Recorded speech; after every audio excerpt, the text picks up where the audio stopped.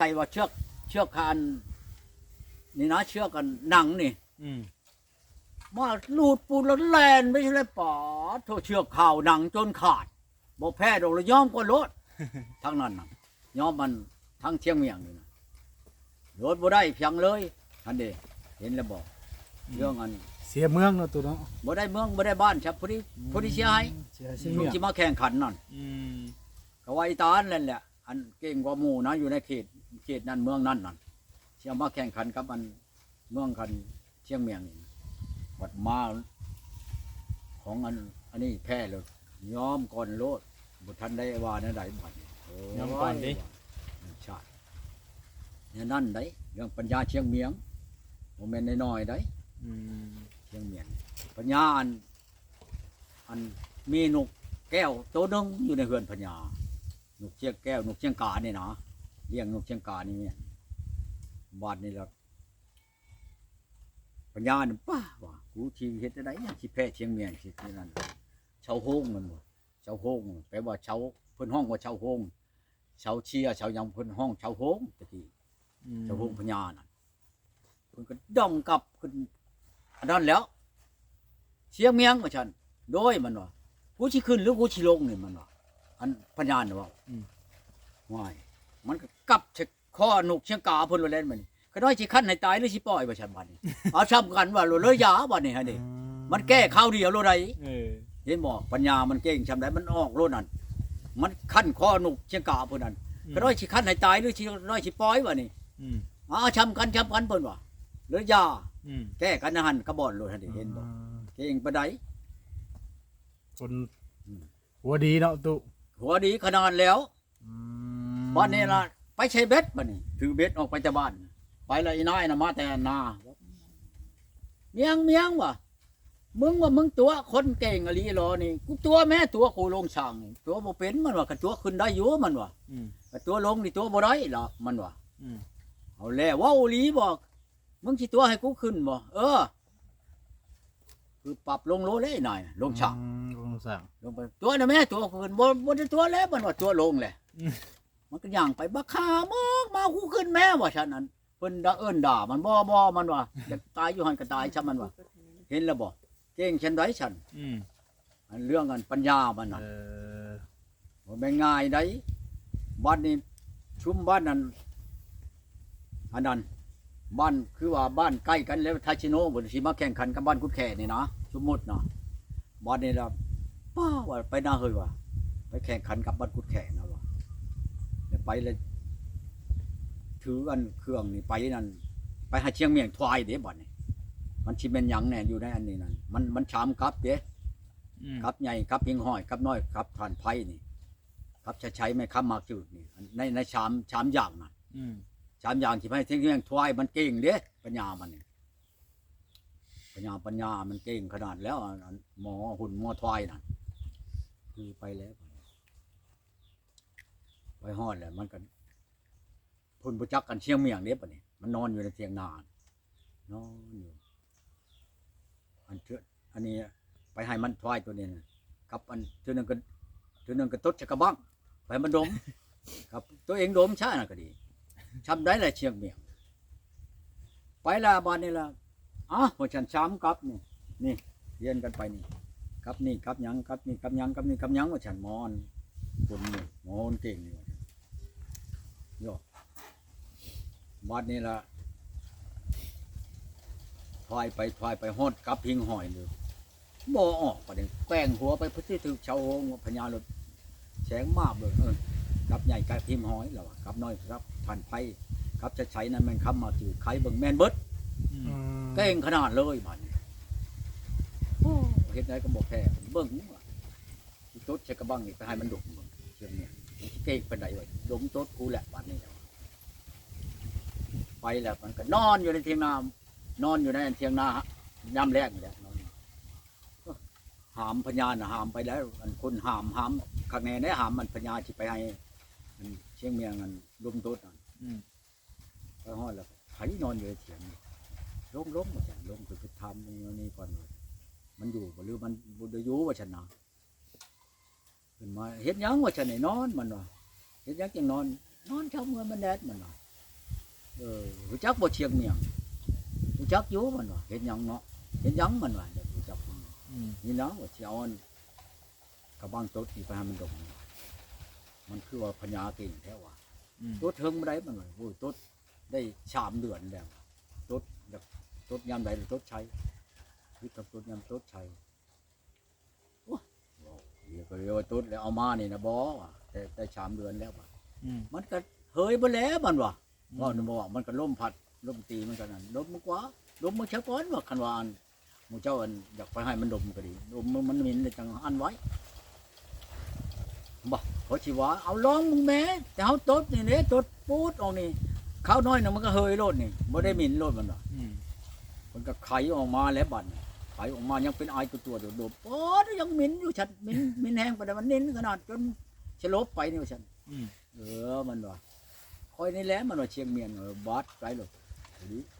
หามคืนเมืองบ้านคนไปอันนี้เห็นแล้วบอกความบ่มีปัญญาอย่างคนตะกี้นะมันสิมีอันนั้นคนที่นี่เนาะมันปัญญามันได้มันเป็นเบิดทุกอันพันอย่างคนตะกี้โอ้ยเช้าคนตะกี้บ่ได้เป็นเรื่องเป็นราวอย่างเห็นบ่อน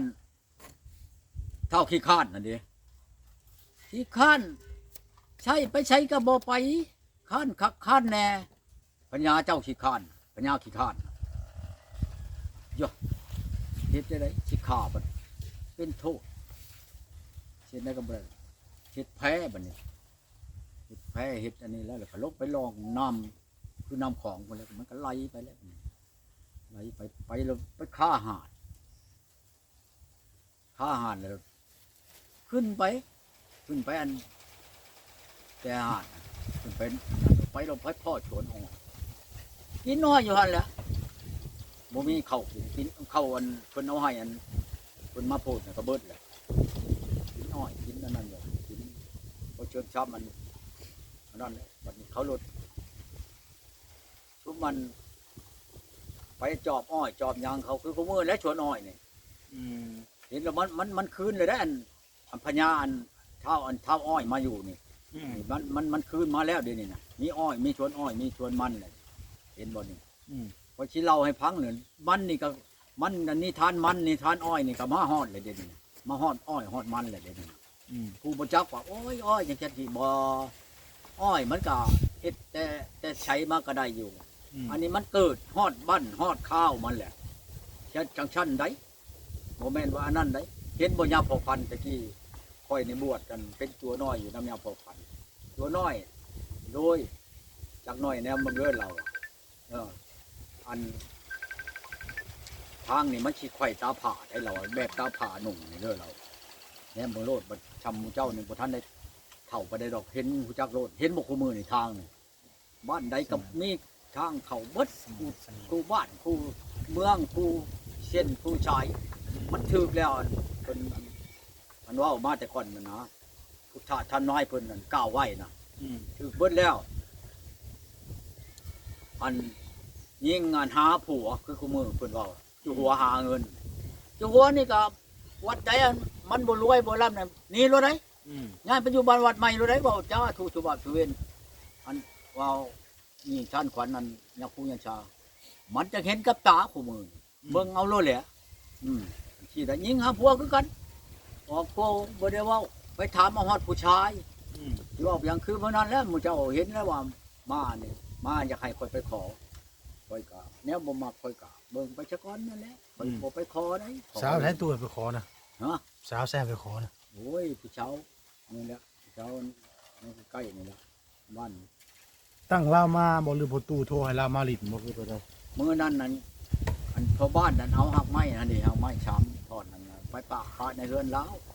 แต่ค่อยว่าเอาพ่อบ้านเอาหักไม้มาปาในเรือนข่อยนี่ได้เจ้าโอนมาเอาได้ไหมวะเจ้าเอามาให้ข่อยดีกว่าว่ะข่อยสิเอาเงินให้ดอกเอาข่อยขี้ข้านย่างข่อยสิย่างไปฮ้อนหันฮ้อนนั่นแหละเจ้ามาเอาเด้อข่อยแล้วก็ย่างมาฮ้อนข่อยก็ไปเอาแล้วก็กดอย่างนี้ว่าชุ่มมันเขา บาแลสิมากินปลานี่เราก็มากินปลาน้ำเขาเลยเนาะ จักเทื่อเรามาหาเจ้า ชามเทื่อเลยได้ 3เทื่อเลย แล้วเอาไม้มาชงเอามาชงมันตัวหนึงนั่นเอามันหมักเตยเอาหมักเตยก็บ่ได้ไปหาเราก็หามาจากบ้านเราพุ่น เตย ประมาณวัง10ไปหน่วยแล้วก็มาพันเห็ดดอกไม้หมักเตยนี่แก้ตังชงแล้วก็แก้อันเป็นอันนั้นได้เป็นหักไม้บ่ได้น้อยนะหมักเตยนี่ อืม จำว่าคนเป็นตังชงบ่หรือว่าเหี่ยวดุบ่เอาไปกินโลดหมอนี่เป็นวินเป็นหยังนี่วินหัววินหางมันตังชงมันสิขึ้นแล้วคนมันวินแม่นบ่ อืม เป็นวินเป็นนั่นๆเขาเพิ่นห้องว่าตังชงโอ้ยเอาไปต้มกินน้ำบ่พอเท่าใดหาก็บ่เห็นเดี๋ยวหมดเลยครับค่อยมีอยู่ดอกอันตัวแก้มันน่ะ อืม ก็บ่ย่างดอกอันตัวตัดบ่ให้มันนั่นเป็นอีกหั้นนะ เราโทรนัดบ่เราสิมาหรือเรามาหรือบ่ตู้เลยได้ เอาของโทรศัพท์เราก็มีเราก็โทรใช้ โอ้ตู้ก็ได้เบอร์เราคือกัน ได้คือกันนั่นแหละเบอร์เราเบอร์นี่เราก็มีเบอร์ธรรมดานี่ก็มี มาคำเลยละเมื่อหรือเจ้าเมื่อทรงบ่ มาคำเดียวเอ้าของเรานั่นอยู่น้ำหลานเราชองคนลูกชาวเรากับลูกเคยนั่นไปทำงานอยู่กรุงเทพพุ่นป้าลานนั่นชุมนั้นบัดป้าลานนี่ก็อันป้าลูกนั่นแม่นน้ำเล้าเราเลยเบิ่งลูกเขานั่นเด้บ่นี่มันดอก เรามานี่เอากัดเอาแล้วหรือว่าเมื่อทรงแล้วบ่ ไปรัดเอาเล้าบัดเราเมื่อแล้วก็เมื่อชงเล้านะ เราจากมาเราโทรหาเจ้าเนาะ บัดสิมาเราโทรมาเจ้าก่อนเรามาเอาอันคอยในกว่าเราคอยเอาไม้มาชงเจ้านี่ไปรัดเอาเล้าบัดนี้ก็บ่ได้เราบ่ได้ย่างมาฮอดจักเทื่อดอกฮอดครึ่งๆกลางๆแหละบัดสิเมื่อแล้วคอยก็ไปชงฮอดบ่เรามาแล้ว อืม เอาก่อนนี่เขาก็ไปชงฮอดนั่นมันนี่ละบ้านทำพระนี่เราก็ย่างเมื่อ โอ้ตามสังเกตเบิ่งนี่เรามักเจ้าบ่ตู้คือไปได้ โอ้ยมันก็มักหั่นแหละ ทางมักแต่มันมักอยู่แล้ว ประตูบ่มัก บ่ทันตกลงกับมันนะเด่นนี่นะทันตกลงว่าเอามันได้ คือเราบอกไปขอนี่ลายไปได้ขะดองเราตู้เราบ่ได้เว้า ก็บ่ได้หลายเราเว้านั่นตำบิดแห่งเต็กแล้วนี่แล้วเราเว้าอันนั้นน่ะเว้าตำบิดนี่เราว่าหมูตัวหนึงกับเงิน5ล้านเขาเราว่า อืม เราสินะเพราะมันแล้วฮีดแล้วคลองจำปีจำช้างนี่แล้วยาเราจังโอ้ยเขาก้อนเขาว่าเว้าตำบิดนำบ่ทันออกพรรษาเด้ อืม ออกพรรษาจะก้อนข่อยออกพรรษาแล้วเขาก้อนว่าทางไปยังจะก้อนละมันบ่ทันได้อันนั้นว่าบ่ทันมีเงินมีคำนี่แหล้วข่อยว่าเฮ็ดจังได โอ้ฮู้จักกันโดนเติบแล้วจ้ะตู้เอาแต่ท่านออกพรรษาบ่ฮู้จักกับเรานี่ หึ เอาฮู้จักกันโดนเติบแล้วซะ โอ้ยตั้งแต่พี่กายพุ่นแหละ โอ้ ก็รุ่นเดียวกันกับฮู้จักกับชุมอันเช้าชั้นเช้าลาน้อยนี่แหละ อืม ว่าหาเขาฮู้จักมื้อนี้มื้อวานดอกจักแต่เฮิงแล้วรู้จัก อืม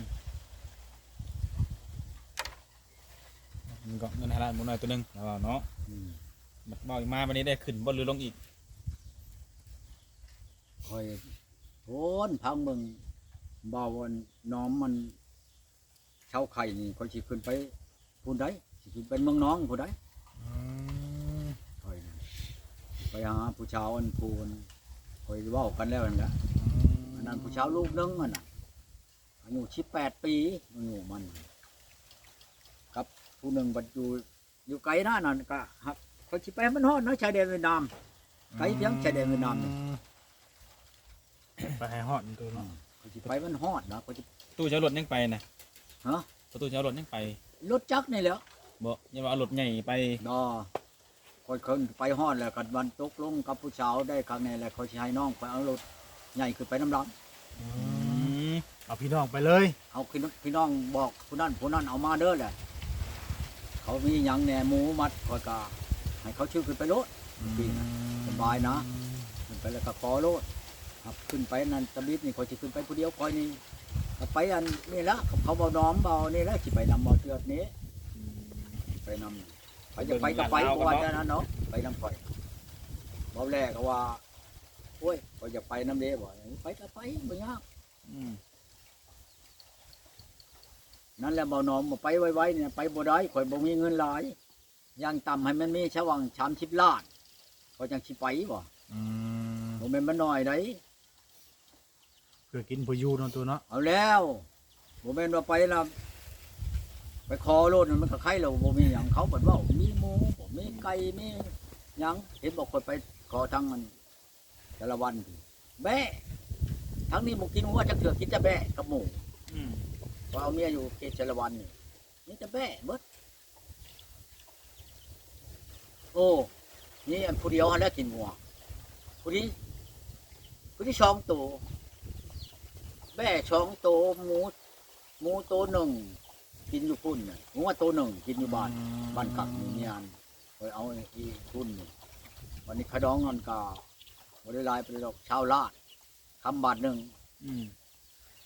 แล้วก็กินแล้วน่ะมัน3 ปีแล้วเขากินควายอีกหากบ่ทันฮอด3 ปีมันไปก่อนเลยบ่ได้เสียควายเสียแต่อัน เชียแต่งัว เสียแต่งัวนั่นช่องโตนั่นมากินอยู่พี่ตัวหนึงได้ กินอยู่บ้าน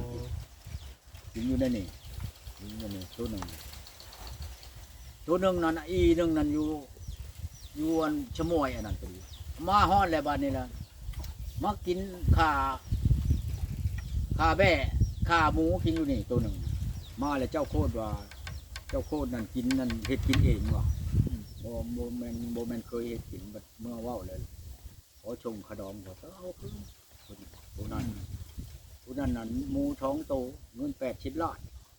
ข้อยก็เอาได้ แพงตัวเนาะ ฮะ แพง แพงครับบ่มีหัวมีหยังคำก็บ่มีแต่เงิน80 ล้าน วันนี้ก็เชียร์ให้แล้วบัดนี้แล้วเจ้าโคตรวาอันค่อยนั้นบ่เลี้ยงโคตรนะเคยบ่เลี้ยงโคตร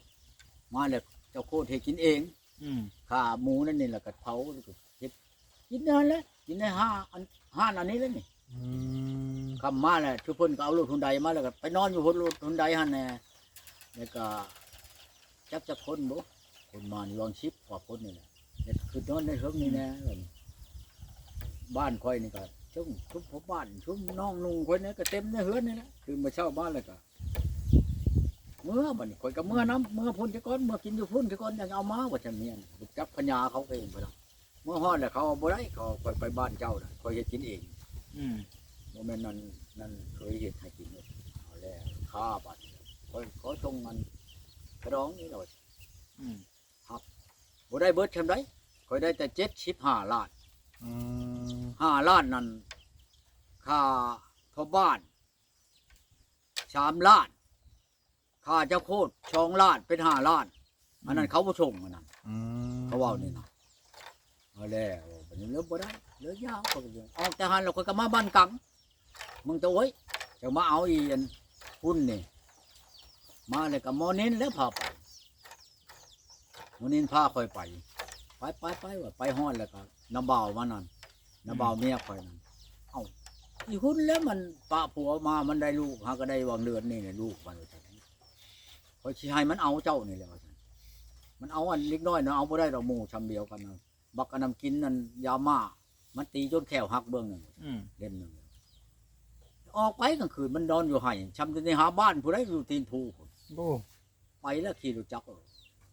ไปฮอดเลยเขาก็ปลุ๊กได้เนาะของบ้านเขาเองไปนำกัน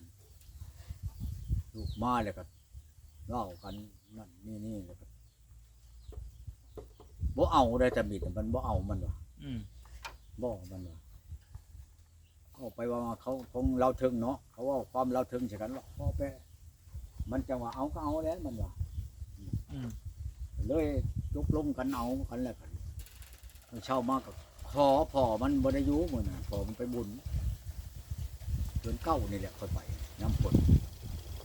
เช่ามากกับขอได้คักแน่เลยยกลงกันแน่เลยผูกแขนน้อยเล็กน้อยแล้วก็บ้าโลดกับมันมาบ้านที่ไหน เอามาเลย เอามาเลยก็มานอนอยู่ที่จับมือวางชิปไปมือเมื่อขอป่ะนี่อันเมื่อแตงป่ะนี่คอยเอาน้องคอยแน่น่ะพอบ้านแน่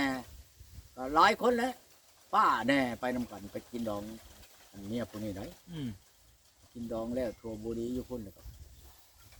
มาเลยก็อยู่เลยบัดนี้มาอยู่น้ำคอยเนี่ยได้6 เดือน มันหลักหนีใช่เนาะหลักหนีอีนี่เลยอย่าเลยบ่ได้นำบ่ได้หยังคอยจะไปนำอยู่มือมันเมื่อทำบิดน่ะไปนำฮอดบ้านมันไปแล้ว 6 เดือน เดี๋ยวนี้ก็ เขาว่าเอาผัวอยู่พี่เด้อยู่ให้ใกล้ๆบ้านเจ้าหั่นเขาหักบ่บอกมันเอามันได้ อืม มันน่ะฮู้จักอยู่เจ้าเดี๋ยวนี้นะฮะเห็นอยู่เจ้าครับเจ้าบ่เห็นมันเขาว่าเจ้ามันลีเจ้าอยู่เดี๋ยวนี้ว่าที่ไดแต่ตัวน้ำเบามันบ่คนไปนอนเฮือนเราจ้า